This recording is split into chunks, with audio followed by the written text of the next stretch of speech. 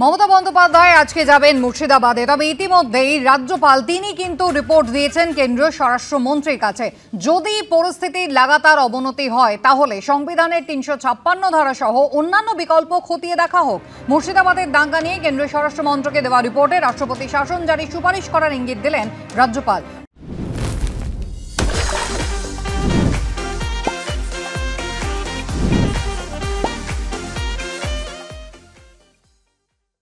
রাজনৈতিক উদ্দেশ্যে এমন রিপোর্ট দেওয়া হয়েছে বলছে তৃণমূল। রাজ্যপালের রিপোর্টকে স্বাগত জানিয়েছেন বিরোধী দলনেতা শুভেন্দু অধিকারী।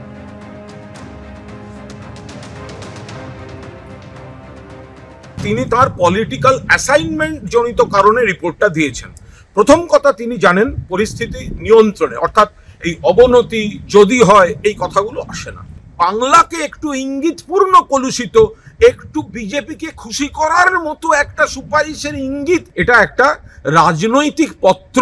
উনি বলেছেন ফার্দার কিছু হলে রাষ্ট্রপতি শাসন করা হোক, এই ধরনের স্পেসিফিক রেকমেন্ডেশন যেটা রাষ্ট্রপতি শাসনের ক্ষেত্রে হয়, আমার মনে হয় না সেই ধরনের স্পেসিফিক রেকমেন্ডেশন আছে। অর্ডারটা পড়ে বলতে হবে, কিন্তু রিপোর্টটা ওয়েলকাম করার মতো।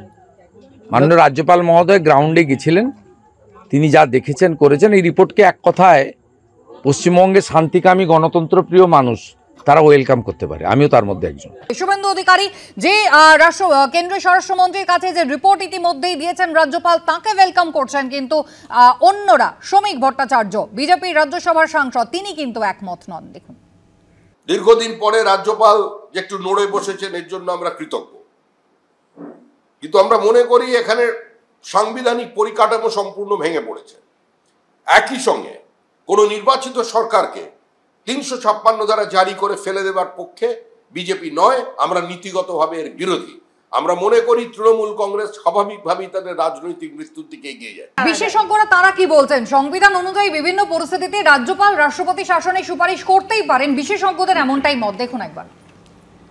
সেই রাজ্যে সংবিধানের রীতিনীতি মেনে শাসন ব্যবস্থা যখন আর পরিচালনা করা যায় না, পার্টির একনায়কতন্ত্র প্রতিষ্ঠিত হওয়ার চেষ্টা হচ্ছে, সেই সব ক্ষেত্রে রাজ্য শাসন সংবিধান মেনে হচ্ছে না, সেই সব ক্ষেত্রে রাজ্যপাল রাষ্ট্রপতি শাসনের সুপারিশ করতে পারে।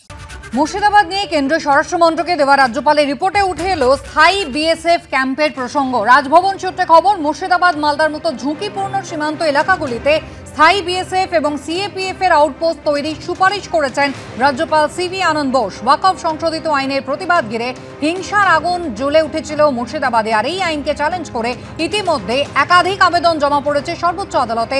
আজ সেই সব আবেদনের ৩১ শুনানি রয়েছে প্রধান বিচারপতির বেঞ্চে।